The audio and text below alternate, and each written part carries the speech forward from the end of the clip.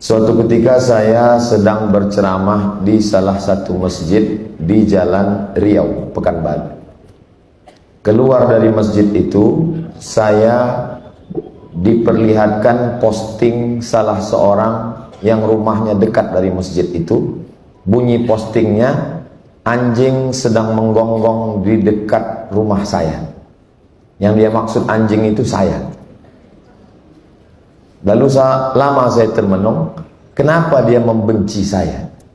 Siapa yang menyuruh dia membenci saya? Saya suruh cari siapa orang ini, di mana dia mengaji, apa yang dia pelajari, siapa gurunya. Setelah dicari-cari, barulah tahu dasar dia membenci saya itu 3. Yang pertama, karena Abdul Somad ini pelaku bid'ah. Maulid Nabi bid'ah, nuzul Quran bid'ah, menyambut tahun baru hijrah bid'ah, Isra Mi'raj bid'ah, tepung tawar bid'ah, zikir bersama bid'ah, haul bid'ah, besuluk bid'ah, tarekat bid'ah. Simple saja kaedahnya. Kalau tidak dibuat Nabi bid'ah. Abdul Somad adalah pelaku bid'ah, maka berarti dia dhalalah dan dia finnar. Maka Abdul Somad adalah mungkar, maka dia mesti dihabisi karakternya. Itulah mengapa dia bilang saya anjing. Lalu saya cari-cari, adakah ustadz ulama di dunia ini yang dianjingkan? Ternyata ada. Namanya Syekh Yusuf Al-Qardawi yang baru saja meninggal. Judul bukunya Iskatul Kalbil Awi Abdullah bin Yusuf Al-Qardawi.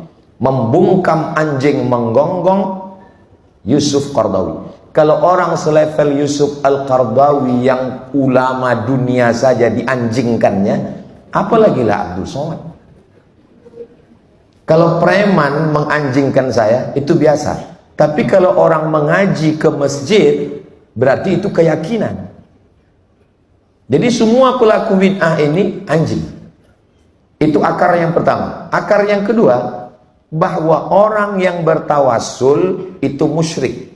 Sedangkan saya kalau berdoa bertawassul dulu.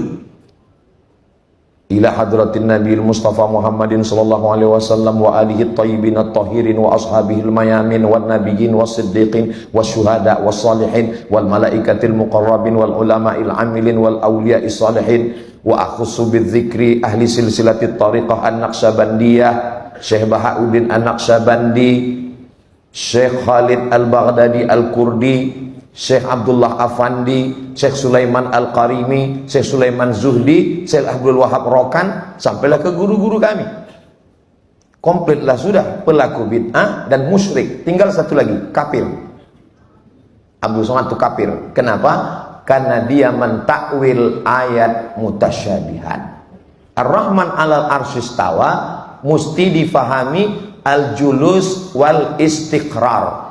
Allah itu duduk di atas kursi, duduk di atas arasy. Kalau tidak meyakini Allah duduk di atas arasy, berarti dia kafir.